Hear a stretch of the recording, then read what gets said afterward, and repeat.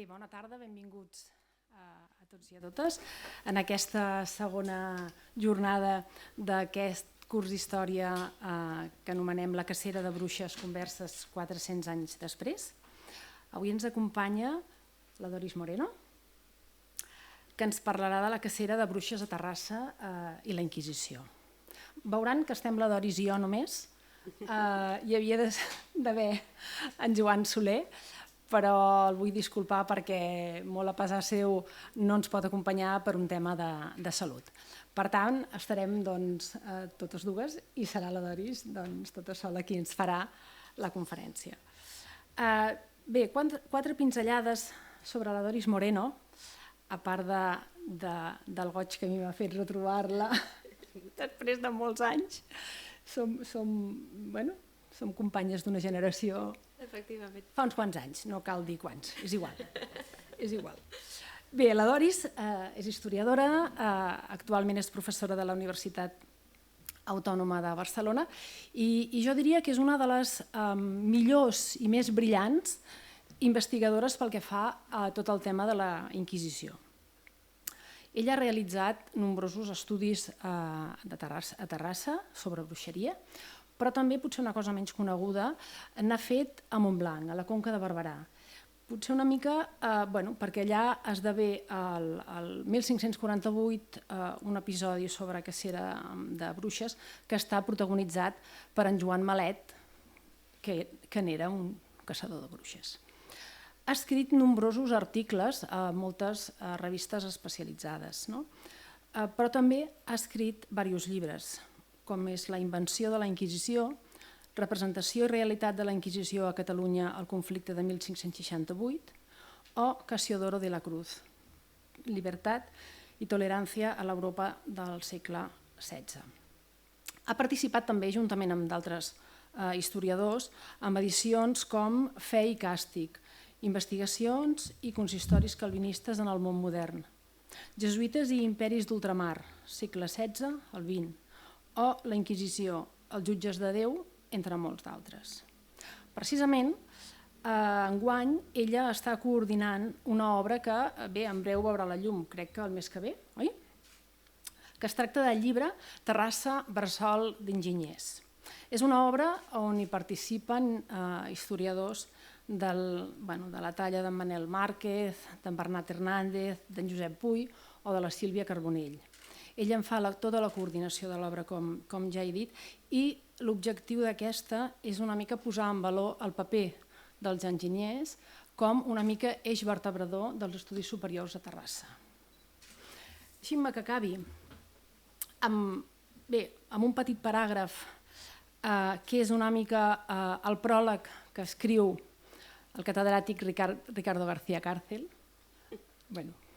professor emblemàtic de tots els que hem passat per allà, en el llibre seu La invenció de la Inquisició, perquè jo crec que serà molt revelador com a previ a la xerrada de la Doris. Ell diu: darrere l'espessa xarxa de representacions mentals que suscita la Inquisició, una evidència s'imposa, la complexitat de la realitat del Sant Ofici, la seva polivalència, la seva multiplicitat de rostres al llarg de la història.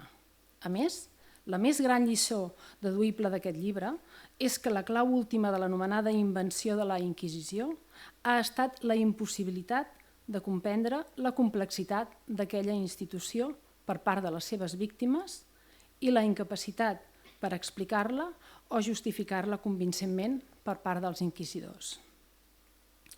I allò que no es va assimilar o entendre es va haver d'inventar. Doris, tot teu. Molt bé, doncs moltes gràcies, Isabel, per aquesta presentació que, en fi, és, no sé, gràcies. Moltes gràcies a Òmnium. Moltes gràcies a Òmnium Cultural, molt bé. Moltes gràcies a Òmnium Cultural per convidar-me a ser aquí, compartir amb tots vostès. Moltes gràcies al Rafael Català del MAU especialment, que em va contactar. I parlem de bruixeria i inquisició, en primer lloc. Farem uns preliminars per situar-nos. Tothom sap alguna cosa de la Inquisició, tothom té un arquetipus d'aquesta institució, però potser val la pena que ens atinguem primer en posar uns fonaments, un marc clar per a tots els que estem aquí, per després poder parlar sobre la bruixeria. En aquest sentit, quan parlem d'inquisicions, és per referir-nos específicament a un conjunt d'institucions formals que van tenir com a objectiu la persecució de l'heretgia en els països catòlics. Com a institució, la Inquisició pren el seu nom d'un procediment penal específic, la inquisitio, que es caracteritzava per la formulació d'una acusació directa sense instància de part. El procediment, per tant, va existir abans que la pròpia institució. Ara bé, la difusió a l'Europa medieval de dissidències religioses com el catarisme van portar l'Església a radicalitzar la seva estratègia defensiva amb una legislació específica dotant d'instruments la persecució d'aquestes heretgies. Per exemple, a l'ús de la tortura en matèries de fe, per exemple, el silenciament del nom dels testimonis, per exemple, el secret processal en determinats casos, per exemple, la condemna a la foguera per als heretges o la confiscació de béns. El que suposava, òbviament, deixar a les famílies d'aquests presumptes heretges condemnats directament en una situació de pobresa i de desarrelament social i comunitari. A partir del 1230, estem principis, primeres dècades del segle XIII, el procediment penal es va configurar com una institució. Va néixer la Inquisició medieval. El papa Gregori IX va delegar en dues ordes religioses noves en aquell moment, dominics i franciscans, l'exercici de vigilar i castigar l'heretgia allà on hi hagués sospita. Naixia una Inquisició medieval vinculada directament a l'autoritat del papa. En realitat, era una usurpació a la figura, a les funcions que ja exercien els bisbes. Era una usurpació a l'autoritat dels bisbes. Al segle XIV trobem tribunals inquisitorials itinerants, no establerts físicament, itinerants, a França, a Itàlia, a Polònia, a Bohèmia, a Portugal, a Bòsnia i a la Corona d'Aragó. La Inquisició va estar present en tot el territori depenent de la seu metropolitana de Tarragona. Catalunya, Aragó, València. L'any 1237 ja es va produir el primer acte de fe a Catalunya. 45 persones van ser reconciliades, 15 condemnades i 18 difunts exhumats. Expliquem breument què volem dir amb això de reconciliats. Aquestes 45 persones reconciliades van confessar els seus delictes i aquella Inquisició medieval es va reconciliar amb l'Església. Durant el procés, metafòricament, havien estat fora de la comunitat i el seu penediment va significar que van ser reinserides a la comunitat social, religiosa i política. 15 van ser condemnades en llenguatge inquisitorial, entregades al braç secular. Les institucions eclesiàstiques, i d'alguna manera la Inquisició ho era, no podien vessar sang en els seus càstigs. Per tant, el que es feia és que quan hi havia una condemna que implicava sang, s'entregava al condemnat, la condemnada, al braç secular, és a dir, a les institucions seculars. D'acord? Concepte per si després torna a sortir que tothom tingui clar de què parlem.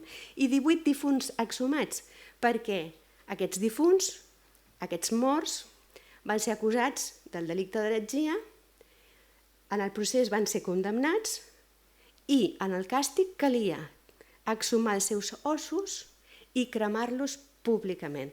encara que ja eren morts. D'acord? L'apogeu d'aquesta institució va tenir lloc durant la segona meitat del segle XII. L'acció inquisitorial va estar especialment representada pel dominic català Sant Ramon de Penyafort, inquisidor i autor d'una primera i específica legislació penal del Sant Ofici, i també el dominic català Nicolau Aimeric, inquisidor durant bona part de la segona meitat del segle XIV i molt conegut en els segles següents i fins avui perquè va ser l'autor d'un manual d'inquisidors especialment acceptat i utilitzat en les inquisicions mediterrànies i en la Inquisició espanyola. Només Gran Bretanya, Castella i Escandinàvia van mancar d'aquests tribunals inquisitorials, però això no vol dir que no es perseguís l'heretgia. Senzillament, aquesta funció requeia sobre els bisbes, com era lo tradicional. Inquisició medieval. Però normalment, quan nosaltres ens parlen d'inquisició, sempre pensem a la Inquisició moderna, a la Inquisició que arranca de finals del segle XV i normalment sempre pensem en la Inquisició espanyola. Anem a desmuntar una miqueta aquest marc. La Inquisició espanyola neix al novembre del 1478, quan el papa Sixte IV concedeix la butlla fundacional als reis catòlics. Era una butlla extraordinària, perquè a més de reactualitzar la vella Inquisició medieval, per primer cop es delegava l'autoritat pontifícia en els prínceps per nomenar inquisidors.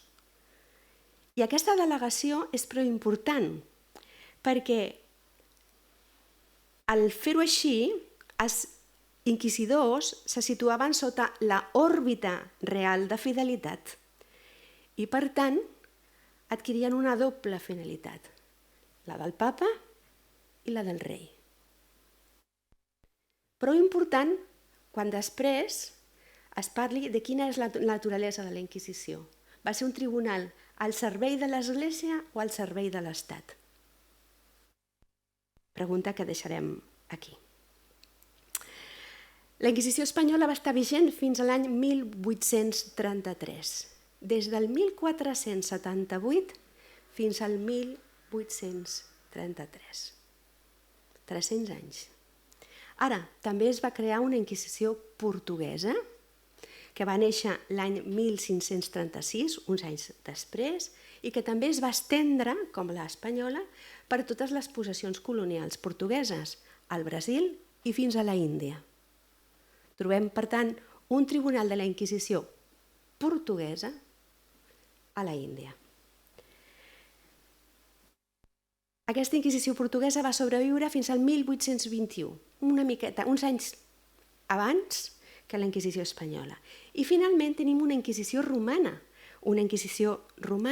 que s'institucionalitza al 1542 com a recreació de la medieval i que es va estendre pels diversos principats italians adoptant diferents formes. I de fet, aquesta Inquisició transformada encara no ha acabat i encara existeix. Ara, el Sant Ofici com a tribunal de la fe va basar la seva legitimitat en l'excepcionalitat de la seva funció. Torno a dir aquesta frase. El Sant Ofici com a tribunal de la fe va basar la seva legitimitat en l'excepcionalitat de la seva funció. I per què? I quina era aquesta funció? La primera funció, la funció principal era detectar l'heretgia. I la segona, òbviament, perseguir l'heretgia. Aquest és el fonament de la seva legitimitat. Però per entendre aquest fonament hem de comprendre què és el que volia dir heretgia. Recorden vostès que he parlat de Nicolau Aimeric i el seu manual d'inquisidors. Què deia aquell manual d'inquisidors sobre l'heretgia? Deia, hi ha heretgia i hi ha secta quan hi ha comprensió o interpretació de l'Evangeli no d'acord amb la comprensió i la interpretació defensades per l'Església Catòlica. Comprensió i interpretació. És un concepte prou genèric. No troben? Amb uns jutges flexibles potser no trobarien gaire heretgia. Però amb uns jutges molt ortodoxes potser en trobarien masses d'heretgies. Quina era la conseqüència de l'heretgia? Deia Nicolau Aymerich, per efecte de l'heretgia es debilita la veritat catòlica i s'apaguen els cors. Moren les institucions i els béns materials. Neixen els tumults i les sedicions i s'alteren la pau i l'ordre públic. De manera que qualsevol poble, qualsevol nació que permeti en el seu si el brot de l'heretgia, que la conreï i no l'extirpi a temps, es perverteix, s'aboca a la subversió i fins i tot pot desaparèixer. Detectar l'heretgia i perseguir-la és protegir la supervivència de la comunitat social i política. Això és el que està dient Aymerich. I aquesta és la funció de la Inquisició. Per això, dirà Aymerich, la finalitat primera del procés i de la condemna a mort no és salvar l'ànima de l'acusat, sinó procurar el bé públic i aterroritzar el poble. L'heretgia, doncs, és el perill més gran per la vida d'una comunitat de fe i una comunitat política.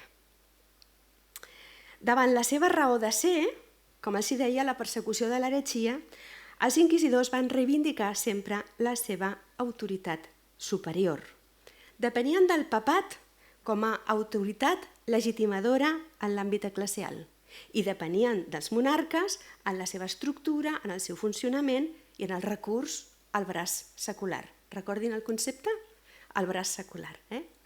Complir les condemnes de mort. Però les inquisicions es van convertir en un poder eclèctic i camaleònic que va servir a l'Església i o a la monarquia al mateix temps que servia als seus propis interessos com a institució de poder. El jurista Francisco Tomás y Valiente va escriure, crec que amb encert, cito: si es pot dir que va complir els fins que la monarquia i les oligarquies dominants van considerar políticament convenients, també és cert que va arribar a configurar-se gairebé com un poder autònom dins l'Estat i així mateix que mai va trencar les seves lligadures amb la seu pontifícia. Un tribunal, doncs, singular, excepcional i carregat d'autoestima, per dir-ho així, per el seu objectiu màxim, preservar la comunitat per la via de l'extirpació de l'heretgia. Ara bé, si la definició abstracta d'heretgia formulada pels teòlegs sembla prou clara, molt més difícil és delimitar els seus contorns específics a l'hora d'encarnar el concepte, és a dir, de jutjar els heretges, les seves pràctiques, els seus pensaments. El cas de la bruixeria és particularment il·lustratiu d'aquesta complexitat. Amb el seu permís, entrem en matèria. Els conceptes de màgia, bruixeria i fetilleria es confonen contínuament, i amb raó, perquè no és fàcil la distinció des del punt de vista de la pràctica quotidiana. De fet, la documentació que toquem als tribunals episcopals, als tribunals reials, als tribunals inquisitorials, molt sovint s'utilitza a nivell popular la paraula bruixa sense que necessàriament estiguem parlant d'un pacte amb el dimoni. És una paraula del vocabulari popular, comú, que s'utilitza per denigrar un altre.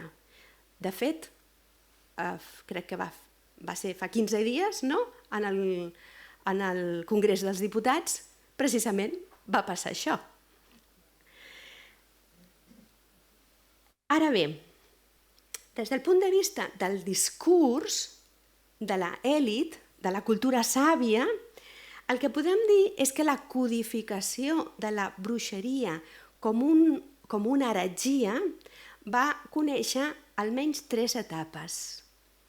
La primera etapa va ser al segle XIV, quan es va introduir aquesta primera identificació entre bruixeria i heretgia, al mateix temps que apareixia la Inquisició medieval. I, efectivament, Nicolau Emmerich, en el seu directori d'inquisidors, ja parla d'heretgia i bruixeria. I ja s'associen. Ara bé, les autoritats civils, com ara la República de Venècia al segle XIII, reivindicaran que són elles, aquestes autoritats civils, les que han de jutjar la bruixeria, no pas un tribunal eclesiàstic. Per quina raó? Doncs perquè aquestes autoritats estan valorant més el malefici, és a dir, les conseqüències socials de la bruixeria. Aquestes conseqüències socials que tenen a veure amb malalties, que tenen a veure amb males collites, amb condicions atmosfèriques adverses, etc. És un moment de tensió que es perllongarà en els segles següents. Al segle XV, Innocenci VIII introdueix una altra butlla en la que reforça aquesta idea de la bruixeria vinculada al pacte amb el dimoni, però també aquesta projecció social, dels danys, de les conseqüències malignes que per a la comunitat té l'existència de bruixes i bruixots.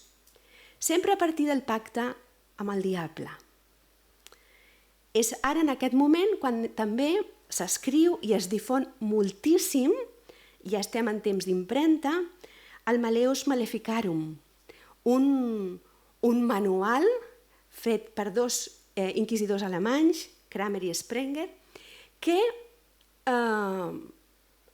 el llibre titulat El martell de les bruixes, precisament el que vol és subratllar la presència d'aquestes bruixes i bruixots, les seves pràctiques i com cal perseguir-les. El súmum d'aquesta construcció el trobem l'any 1585. El trobem cap a finals del segle XVI, quan el papa Sixte V emet una butlla en la que, parlant de bruixeria, dirà: en realitat la bruixeria no és més que una superstició. I aquesta superstició és una heretgia, però també ho són les fetilleries, també ho són les sanacions, també ho són els usos i les pràctiques no ortodoxes en les devocions i els ritus catòlics, no fer bé les oracions, fer-les en frases estranyes, utilitzar imatges divines i santes per fer pràctiques màgiques. Tot això entraria dintre del concepte de superstició. I diu aquesta butlla que aquesta superstició és efectivament heretgia. I si és heretgia, els pregunto, quin tribunal ha de jutjar això? La Inquisició. La Inquisició.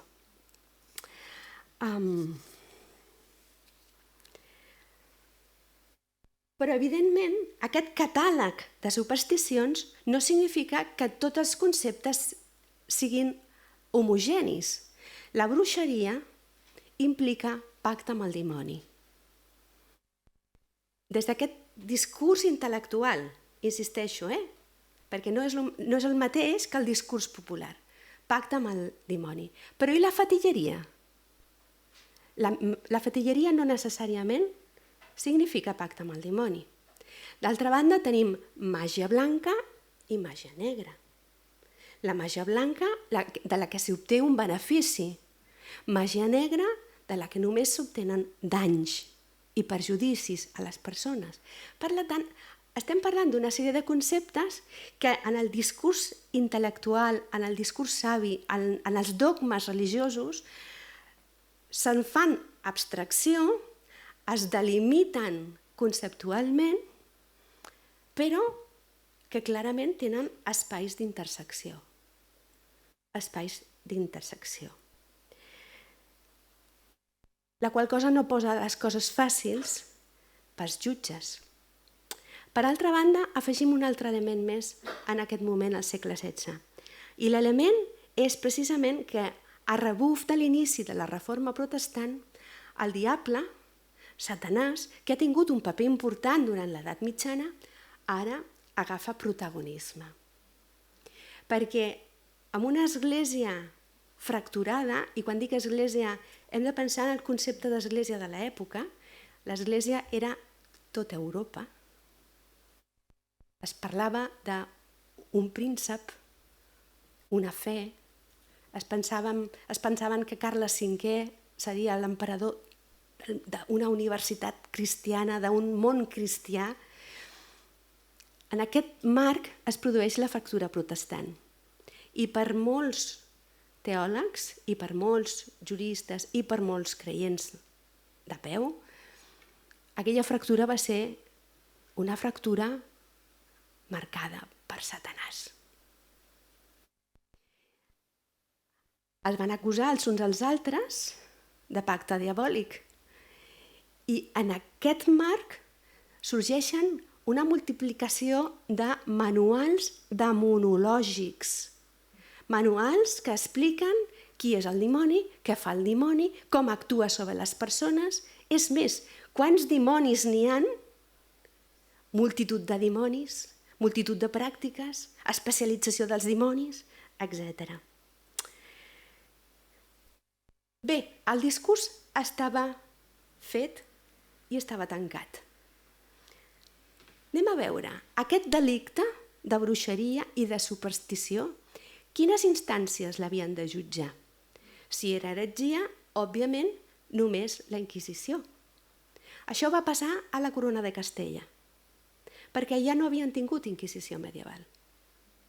Però als regnes de la Corona d'Aragó, amb la Inquisició medieval, el que es va produir va ser una transposició i aquest delicte va quedar a mans de la Inquisició quan clarament hi havia heretgia, però també va quedar en mans de les jurisdiccions eclesiàstica, episcopal i civil.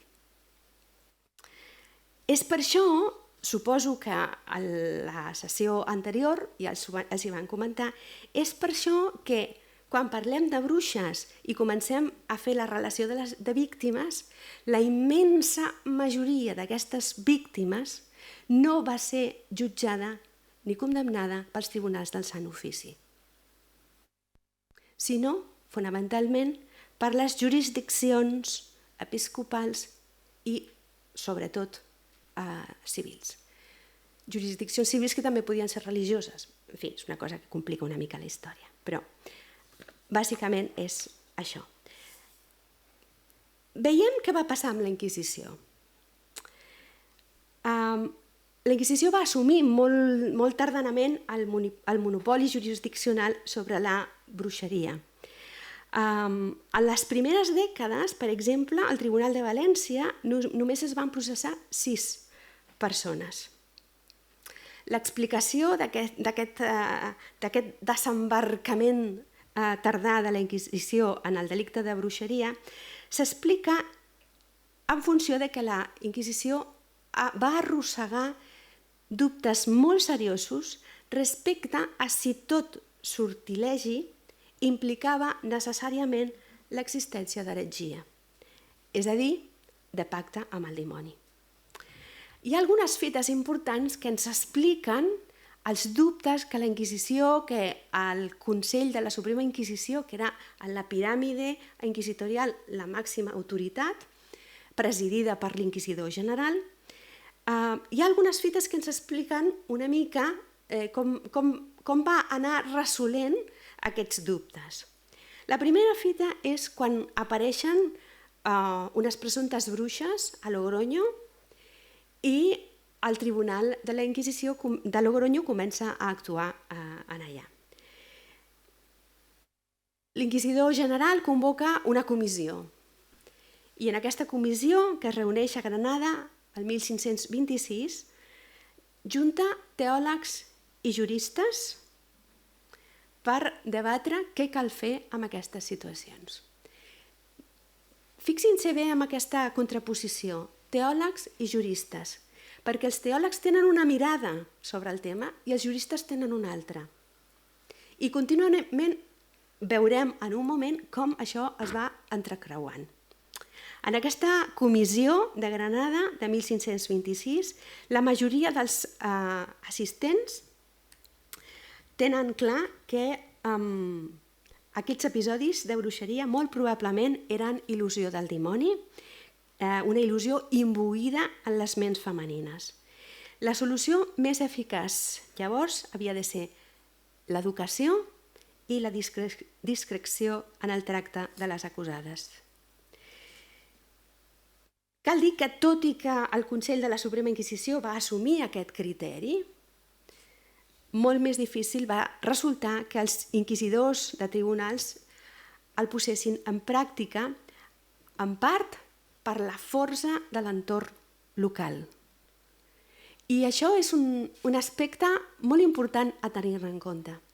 Si pensen en com popularment eren considerades les bruixes en determinats moments, i subratllo aquesta idea, en determinats moments, com dones que podien fer mal a la comunitat, era aquesta comunitat la que es podia posar en acció per delatar-les, per perseguir-les, per pressionar a les autoritats per una condemna ràpida.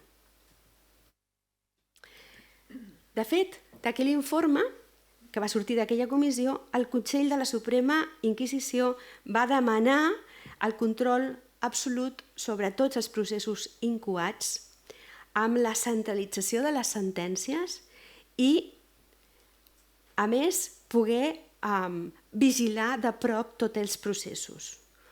Un control que no se'ls va concedir. Però certament la seva prescripció era un tractament terapèutic i preventiu.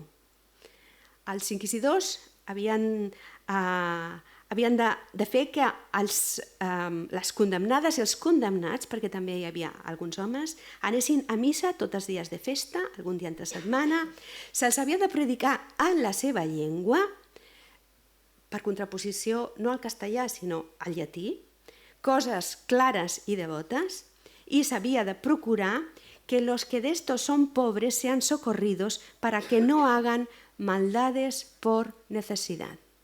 I aquí tenim una primera clau.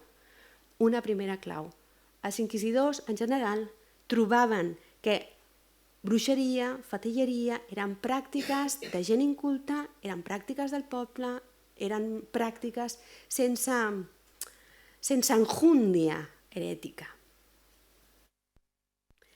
En els casos de bruixeria a Catalunya de 1548-50, que he estudiat, com ha recordat la Isabel Cava, van ser cremades 6 dones per l'inquisidor local abans que arribés un inquisidor especial a posar ordre. Es van alliberar les dones que estaven preses i es va tornar l'honra a les altres, és a dir, a les que havien estat executades a l'acte de fe. Una de les pràctiques habituals de la Inquisició era que el Sant Benet, aquell vestit que havien de portar els acusats i els condemnats, un cop feta la condemna, un cop celebrat l'acte de fe, els Sant Benets s'havien de penjar amb el nom dels condemnats i l'acusació en un lloc públic, normalment les parets de les seves parròquies. Per què? Doncs perquè hi hagués memòria del seu pecat, del seu delicte. Del seu pecat, del seu delicte. Aquesta memòria implicava els fills i podia implicar els nets, que quedaven inhabilitats per exercir determinades funcions, per vestir determinades robes, per fer ús de determinats serveis. Doncs en aquell moment, en aquell procés vinculat a un brot de bruixeria a Montblanc que va tenir la seva repercussió a Barcelona, l'inquisidor que va venir enviat des de la cort per veure què és el que havia passat, com era possible que s'haguessin condemnat aquelles 6 dones, va ordenar que els Sant Benets de les que havien mort a la foguera desapareguessin perquè almenys poguessin mantenir la honra les seves famílies. En general, la Inquisició va ser vista com un tribunal més benevolent que les justícies locals. De fet, en 1575, Margarida Boé va ser condemnada a la forca per un tribunal local, però va salvar la vida a l'aconseguir que el seu procés passés a mans del Sant Ofici. Especialment greu va ser la caça de bruixes del període 1611-1627.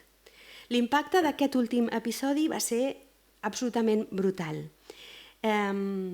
És difícil la precisió quantitativa de les víctimes per l'absència de fons, però les últimes estimacions parlen de més de 600 dones penjades a la forca. La Inquisició cremava aquestes penjades. Institucions civils. La persecució es va donar sobretot a les valls del Pirineu, la Catalunya central i més tard cap al Rosselló i la Cerdanya. Evidentment, és en aquest període en el que trobem també els processos a les bruixes del Vallès. Aquests processos van ser duts a terme per autoritats locals sense la intervenció directa de la Inquisició en la majoria dels casos, en processos sumaríssims d'execució immediata i en resposta a una elevada pressió popular. Les moltes dones sentenciades a la forca es van delatar unes a les altres i, sota tortures, van confessar en la majoria dels casos pràctiques estereotipades, calcades de molts dels manuals demonològics que circulaven i que els hi he mencionat. Informacions rebudes a través de sermons i de la pròpia rumorologia popular.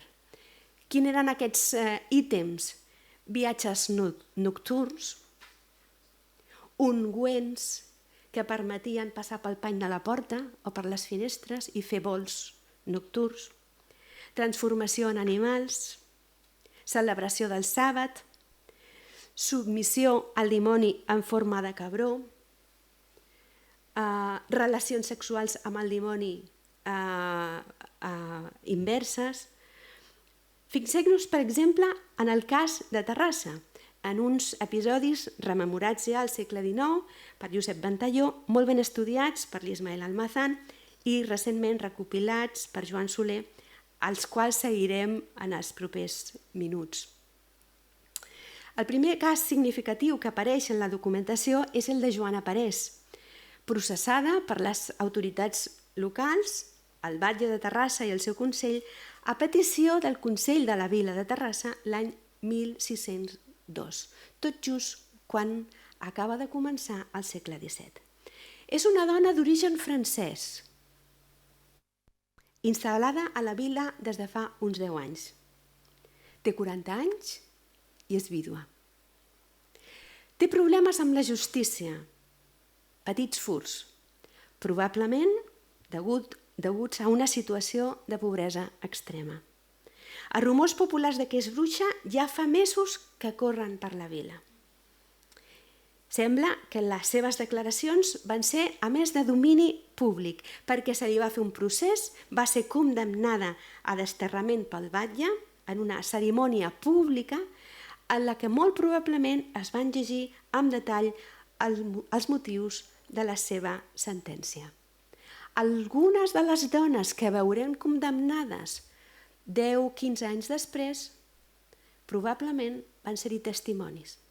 Apenas unes nenes, però van ser testimonis d'aquesta sentència. Cap a 1610, uns 8 anys després, 4 dones possiblement acusades de bruixeria van ser també desterrades de la vila, bandejades, totes d'origen francès. Una d'elles, Madó Peirona, va acabar davant del Tribunal de la Inquisició, però no pas per fetilleria, sinó perquè havia afirmat que no es volia confessar a cap home, sinó a Déu. Declaració que clarament podia connectar-se en els ulls dels inquisidors amb el protestantisme i més atenent al seu origen francès, que la feia encara més sospitosa d'aquest delicte. Tot i així, va ser sentenciada a escoltar missa, a abjurar dels seus delictes, a peregrinar a Montserrat per tal de confessar-se i va ser desterrada un cop més de la vila de Terrassa. Ara bé, el moment crític d'aquest episodi de persecució de bruixes és el que trobem entre 1615 i 1619. 1615 hi ha unes acusacions contra Joana Ferrés en un context social i econòmic conflictiu en el que qualsevol espurna podia encendre el foc de les denúncies. Joana Ferrés va ser empresonada al castell de la Vila, acusada de mala fama, de ser desllorigadora, alliberar les persones de maleficis o fer-los-hi, de fer metzines per a les criatures, algunes de les quals van morir després de prendre-les, de parlar sovint de bruixes i dels mecanismes per a que entressin a les cases i com evitar-les. A més, eren coneguts els seus desmais i els seus desvarius mentre assistia a missa major o a vespres. La Joana Ferrés també era francesa d'origen. Una més de les prop de 400 persones que es van instal·lar a la vila al llarg dels segles XVI i XVII. Sembla ser que havia practicat la bruixeria al seu lloc d'origen a França i que precisament havia fugit d'aquesta fama de bruixa. Però també va confessar que cap als anys 1608-1610 havia tornat a practicar la bruixeria. Joana Ferrés va delatar 11 dones de la vila. La primera part dels processos es van desenvolupar davant el batlle, inclòs el turment. Totes van fer les declaracions arquetípiques que ja seguien el model que hem vist en la Joana Parés. Nits de dimecres i dijous, de 11 a 12 de la nit, vols nocturns, ungüents, anaven a un bosc prop de Can Palet de la Quadra, es trobaven amb Satanàs, tot vestit de vellut, assegut en una cadira, totes li feien reverència i li besaven les mans, llavors cantaven i ballaven agafats de la mà, enrotllana. Quin perill, no? Quines pràctiques més perilloses. Després el diable es donava mató i vi per menjar i beure. Ara sí, seguidament donava instruccions sobre les maleses que havien de fer. Però Joana Ferrés també va confessar que no li constava que mai es complissin ni es fessin aquelles maleses.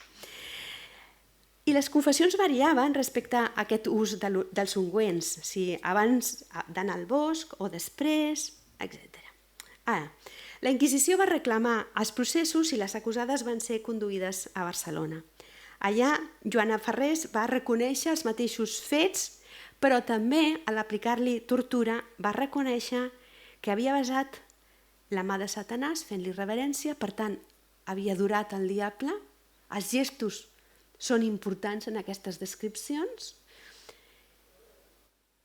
I també va delatar a Eulàlia Totxa i a Peirona Moles com a principals instigadores. Tot i així, els inquisidors la van condemnar a 100 assots per la ciutat de Barcelona i va ser desterrada perpètuament del districte del tribunal, és a dir, de tota Catalunya. I els processos de les altres es van suspendre i foren alliberades. El tribunal les considera gent miserable, essent gairebé totes franceses i vagabundes. D'aquestes 11, 4 van desaparèixer de la vila i ja no les tornem a trobar. Massa càrrega el pes social del rumor popular, de la remor popular de ser bruixa. La resta, però, van tornar a casa seva. La vila no es va tranquil·litzar en els mesos següents. Van continuar aquests rumors de fatilleries, de bruixeries, al mateix temps que unes condicions, una situació meteorològica adversa amenaçava les collites i emmalaltia infants i adults. A finals de 1618, els consellers de la vila i de la vila forana acordaven posar tots els recursos necessaris per castigar les bruixes que es trobessin i fer venir, cito textual, l'home que va per Catalunya que les coneix, el caçador de bruixes. En aquest cas es tractava de Joan Font de Sallent, similar a Joan Malet, que el 1548-49 per Montblanc i Tarragona les detectava. A finals d'aquell maig de 1619 són detingudes quasi totes les dones que havien sortit indemnes dels processos de 4 anys abans. Se les acusarà del mateix. Les declaracions de Joana Farrés ara són de nou portades davant el tribunal. Són torturades. Una d'elles, Margarida Tafanera, quan és enviada a casa per recuperar-se de les ferides de la tortura, és perseguida ferotgement per 200 vilatans que li escupen, la pedreguen, li donen bastonades, mentre fuig pels carrerons de la vila. Els consellers de la vila paguen el preu que el clam popular demana. I l'endemà, el 19 de juliol, Joana de Toi, una de les delatades per Joana Farrés, és penjada. Al setembre es van reprendre els processos de la resta d'acusades. Van ser condemnades a la forca, condemna que es va complir en un lloc anomenat Pedra Blanca, probablement prop de la masia de Can Barba de la Pedra Blanca, a Sant Julià d'Altura, on és ara l'Hospital de Terrassa. Cal recordar que aquests fets s'insereixen en el marc d'una persecució més general en aquells anys, a molts indrets del Vallès i altres comarques catalanes. Quins són els trets comuns en aquests episodis? Els generals i els que hem vist a Terrassa. Una situació de crisi econòmica real o temuda per una meteorologia adversa que també es traduïa en malalties. Tots són dones, en aquest cas, pobres, d'origen francès, moltes vídues, no necessàriament velles, però sí en un entorn desestructurat. Algunes de les protagonistes tenien, a més, mala fama, dones poc exemplars, dones que buscaven el conflicte, com Margarida Tafanera, dones que deien que feien màgia com a forma de poder, com una forma de defensa, dones sense una autoritat masculina, que per aconseguir que els seus veïns les respectin han de dir que són bruixes, que practiquen la màgia. A més, un discurs delictiu, el de l'elit, els dels jutges, que es repeteix des del primer moment de 1602 i que es va ampliant perquè està incorporant tots aquests rumors de poble que cada vegada fan més gran el delicte. I finalment, també, una presència masculina, un acusador, el caçador de bruixes.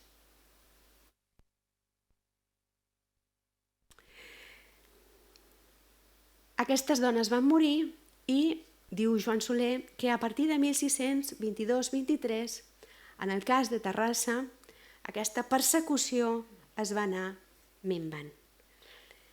Es va mantenir ferma uns anys més a la resta de Catalunya.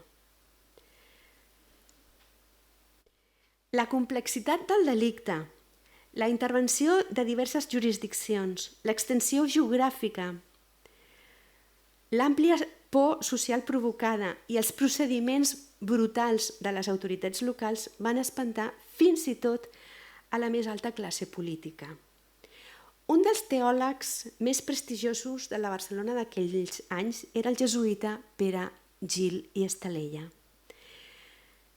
Un jesuïta que a més va ser consultor, va ser teòleg assessor del Tribunal de la Inquisició des de principis del segle XVII i fins al dia de la seva mort, el 1622. Era una persona molt propera als cercles del poder a Catalunya. El jesuïta Gil va escriure en 1619, precisament l'any en què són processades les bruixes de Terrassa, un memorial sobre el problema de les bruixes que va rebre tant el Consell de la Suprema Inquisició com el Virrei de Catalunya. El memorial anava acompanyat d'una proposta d'intervenció més efectiva per part del Sant Ofici. Proposava la jurisdicció exclusiva per a la Inquisició en matèria de bruixeria. Deia, perquè només així es podrà protegir les innocents. Per pacificar la terra, proposava que un inquisidor visités els territoris afectats amb amplis poders discrecionals amb el propòsit de millorar, cometes, les ànimes que avui estan cegues i sense llum i que per manca de fe han caigut en això, mitjançant l'absolució i el perdó suau. El monarca Felip III va recollir la proposta del jesuïta i la va consultar amb el virrei duc d'Alcalà uns mesos després. El pare Gil posava de relleu les irregularitats processals que patien les presumptes bruixes, qüestionava els suposats indicis de delicte i, finalment, cridava a la prudència i la suavitat en el càstig davant la possibilitat de condemnar innocents. No es va aconseguir, la Inquisició no va aconseguir mai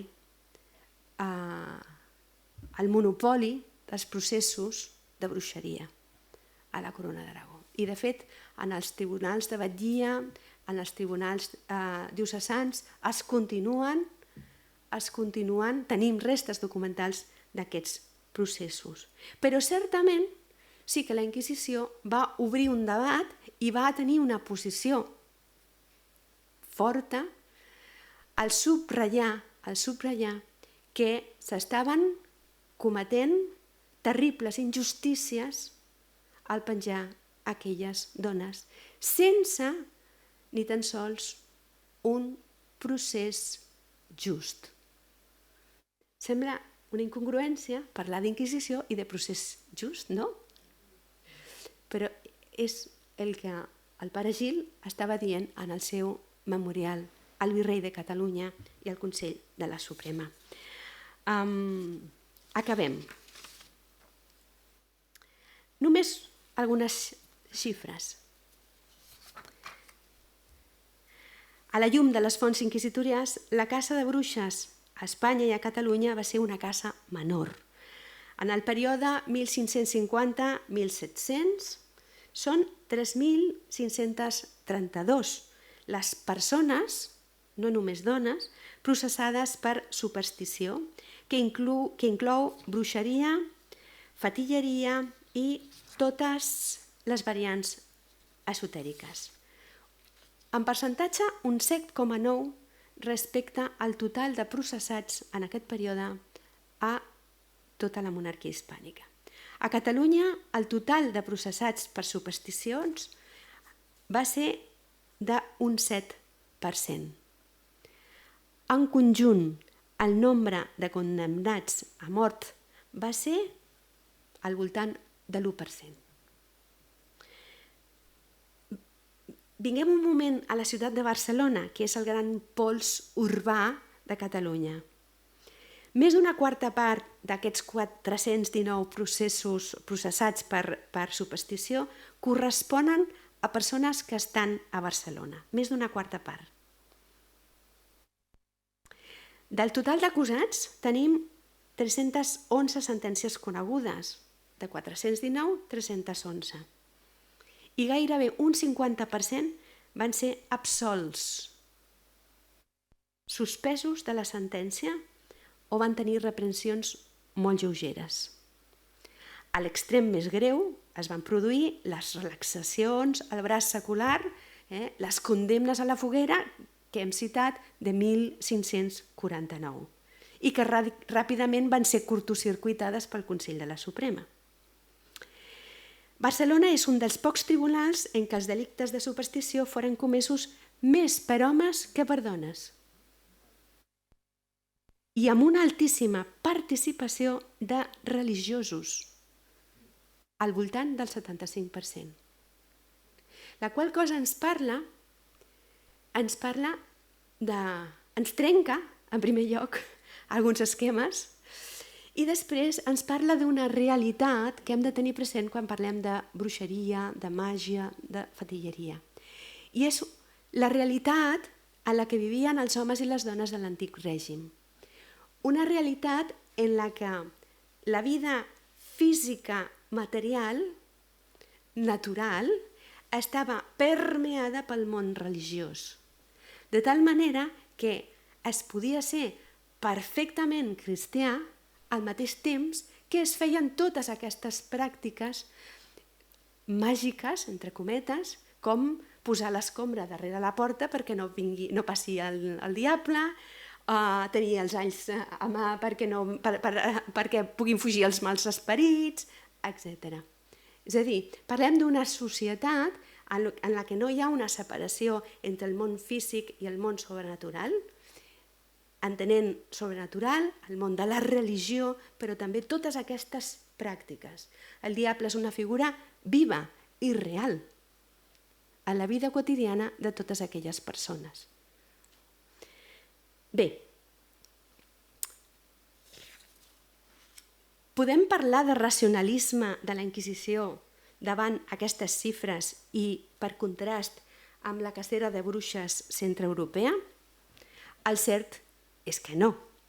Els inquisidors, en general, es van mostrar benevolents, però no va ser per la seva condició racional o positivista, menys encara per una compassió davant les desgràcies del poble, que no és el cas, sinó senzillament perquè sempre es van atenir, en primer lloc, a un catolicisme tradicional que acceptava, evidentment, que hi havia mags, bruixots i bruixes. Un catolicisme tradicional que acceptava que els dimonis disposen de poders extraordinaris, però que també veia com poc probable que Déu els permetés de fer servir aquests poders i actuar mitjançant les bruixes amb les que presumptament havien pactat. No es descarta en cap cas la possibilitat teòrica del malefici o del pacte amb el dimoni, però es dubta de que es produís en realitat. En realitat, en definitiva, per a la Inquisició, la bruixeria mai va deixar de ser una superstició que calia erradicar, però que no era una heretgia malèfica tal com va ser considerada pels caçadors de bruixes a Europa. La ignorància en matèria de fe era la causa més al·legada pels inquisidors quan es trobàvem amb grans crisis com la del Vallès. La qual cosa no vol dir que excloguessin de tant en tant un càstig purificador, esclar, però tal com es posen en la seva felicitació als inquisidors de Sardenya, els membres del Consell Suprem de la Inquisició opinaven que, cometas, tenemos mucho placer de saber que el auto de las brujas se hizo. Débese mucho trabajar que en las partes donde ha habido y hay brujas, la gente sea doctrinada y enseñada. Se ha visto por experiencia que por defecto de esto, de esa doctrina, de esa enseñanza, principalmente se han seguido en algunas partes de los reinos de Aragón y Navarra semejantes delictos, daños y males. Al final, un problema de pedagogia, un problema d'adoctrinament, un problema de pobresa, un problema de xenofòbia contra aquestes dones franceses, un problema social d'una societat realment conflictiva. Moltes gràcies.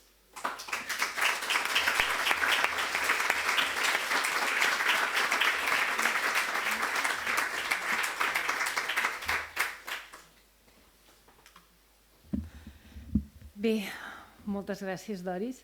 Jo crec que ens has deixat a tots una mica trasbalsats, no? amb tota aquesta exposició teva. Ens has descobert moltes coses que potser teníem, com deies abans, no? Uns estereotips molt fixats amb aquest imaginari que crèiem i que ens has trencat una mica, tant en el sentit de dir potser no van ser tampoc tantes víctimes, tampoc van ser potser tantes execucions, no? Realment portades a terme per la Inquisició, i que hi havia aquesta separació entre el que era aquesta justícia civil, no? i aquesta altra justícia eclesiàstica o aquest tribunal del Sant Ofici, perquè gairebé semblava que era una mica, quedava una mica com era molt més bo que el que ens pensàvem potser tots, no? En aquest cas. En aquest cas, no? Jo m'ha sorprès, no sorprendre és el verb, és la paraula, però m'ha xocat molt aquesta figura del caçador de bruixes, no? Suposo que caçadores de bruixes no n'hi havien, tot eren caçadors, entenc, oi? Eren homes. Llavors, qui otorgava aquesta condició per ser caçador de bruixes? Com una persona, diguem-ne, podia ser nomenada o no sé com anava, no? Tenia aquesta condició, no? Jo soc un caçador de bruixes i, a més, arribo aquí a Terrassa o en una altra població, no? Com a tal. No és que hi hagués un nomenament oficial. El que passa és que en el moment que demostraven, entre cometes, la seva eficàcia, immediatament la Roma Popular feia que es coneguessin i que es donés crèdit a aquestes figures. I de fet, clar, quan començaven a actuar, activaven tota una sèrie de parafernàlia, de ritual, no? Que feia més aparent la seva funció. A més, en alguns casos, clar, Joan Font era de Sallent, però en Joan Malet, per exemple, era d'origen morisc. I els moriscos també estaven associats a aquestes pràctiques màgiques. Per tant, diguem que des de la seva ètnia cultural ja se li atribuïa un crèdit com a caçador de bruixes. I després tenim els francesos, alguns francesos que venien ja amb la fama d'eficàcia des de l'altre costat dels Pirineus. Llavors, no és tant que hi hagués un nomenament oficial, però sí una acceptació de facto davant l'emergència d'una crisi comunitària, perquè hem d'entendre aquesta realitat. A la vida quotidiana dels homes i les dones de l'antic règim, les pràctiques màgiques eren una realitat de cada dia. Llavors, la pregunta seria, i si era una realitat de cada dia, per què esclata aquesta persecució? Veiem les declaracions d'aquestes dones i dels testimonis i diuen no, si fa 10 anys que sabem que és bruixa, si fa 10 anys que sabem que fa encanteris, si fa 10 anys que sabem, no només que sabem, sinó que la consultem, que fem servir les seves habilitats per deslligar els maleficis, que si creiem que les criatures tenen maleficis. La qüestió és que hi ha moments de crisi, d'explosió social, molt determinada per conflictes. S'ha dit que s'han donat explicacions de conflictes, de grans conflictes. Explicació, les forces feudals front a l'estat modern que està emergent, un estat modern cada vegada més centralitzat i que, per tant, la cacera de bruixes seria la fractura en un món que està morint, aquest món feudal, front al món modern.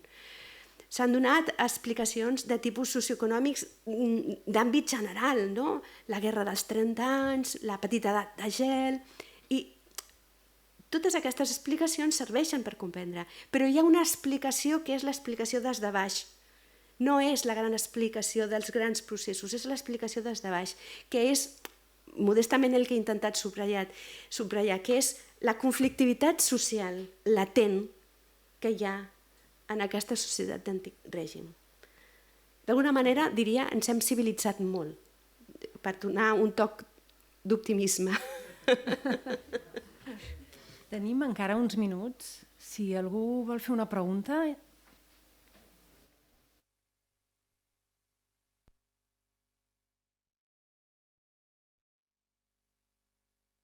A mi el que em crida l'atenció és, d'acord que, és a dir, en el món rural suposo que és on hi ha la major part de cacera de bruixes són dones. Però tu has dit, a Barcelona hi han hagut més homes. Sí. Què passa a la ciutat? Perquè clar, aquí m'imagino que hem de fer una diferència entre el món rural i el món d'una gran ciutat.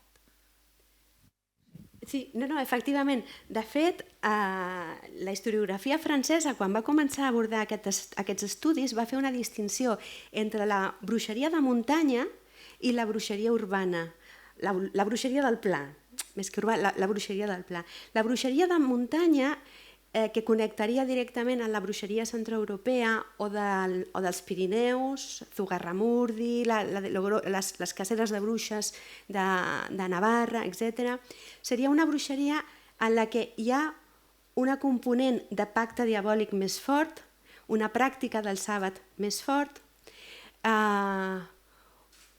unes connotacions més ancestrals, mentre que la bruixeria del pla, la bruixeria de les ciutats, la bruixeria urbana, seria una bruixeria molt més funcional, dedicada, per exemple, a buscar tresors, a buscar coses que s'han perdut, a guarir malalts i nens, més compartit també amb la muntanya, però aquí amb un èmfasi especial.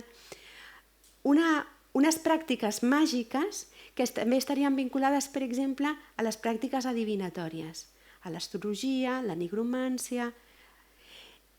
I el que ens diu aquestes dades sobre Barcelona és que hi ha una abrumadora presència de clergues, és a dir, de persones il·lustrades, és a dir, que tenen estudis atretes per aquest món màgic i que practiquen des de la seva, cometes, ortodòxia, una sèrie de pràctiques màgiques que buscava perquè tenia més coses i ho he anat ajustant al temps i tenia un exemple que et volia donar. Perdona, aquests homes acusats a les ciutats, aquests eren acusats pel poble o per altres instàncies posats a fer? Ja no ho sé. Clar, els que arriben davant la Inquisició són delatats per altres habitualment. Probablement són delatats per aquells als que no els hi ha funcionat els serveis, que és el que acostuma a passar. Això ho veiem tot sovint en aquest àmbit quan parlem d'Inquisició, però, per exemple, quan parlem de la religiositat local, l'apel·lació als sants. No em donarà temps a buscar-lo, però és una anècdota que a mi m'agrada molt. És una dona que sempre portava sota de les faldilles, una dona de Vic, al segle XVII, portava sota de les faldilles una figura de Sant Sebastià, em sembla que era, i s'encomanava sempre a ell. Però quan les coses no li anaven bé, treia la figura de fusta, la colpejava contra la taula i després l'apropava al foc i li anava dient: Sant Sebastià, és que no m'estàs fent ni cas, Podríem pensar que això són casos aïllats, però no. El que demostren les fonts és que no són casos aïllats i que, a més, aquesta dona es declarava bona cristiana davant del tribunal, bona cristiana, i que tenia testimonis conforme practicava bé la seva pietat com a catòlica. I no ho veia una incongruència. M'enteneu? O sigui, són realitats que impregnades les unes amb les altres. Quan parlem dels homes, són altres els que estan delatant, probablement perquè no els funcionen. El sacerdot Jeroni Oller, beneficiat de la seu de Barcelona, havia estudiat teologia a València. Es va instal·lar a Barcelona a principis del segle XVI i s'havia creat fama de profeta. Havia pronosticat la mort del rei de França i sabia de furts i de lladres, qui eren els lladres, que robaven, etc. Fins i tot el virrei, que era bisbe de Tortosa, el va consultar respecte al seu futur i va pronosticar que el rei li faria mercè de l'arquebisbat de Saragossa, especificant les dates, cosa que es va produir. També les autoritats de la ciutat de Barcelona eren els seus clients. Sens dubte, la seva fama atreia sectors molt diversos de la ciutat. Finalment, els inquisidors el van processar i van trobar a casa seva un fitxer de tots els seus casos, molt detallat, en el que s'anotaven les relacions de parentiu, les relacions de dones, si eren verges o no, si els fills eren legítims o producte de l'adulteri, en nom dels presumptes pares, relacions de qui guanyaria determinat plet, els noms dels diputats de diversos anys, passats i futurs. Es desconeix la conclusió d'aquest procés, però el que veiem és a un clergue amb bon domini de l'escriptura, dels contactes polítics a la ciutat de Barcelona, capaç d'enganyar a les més altes autoritats i que precisament va ser processat en concepte d'adivinació, superstició. Per tant, heretgia.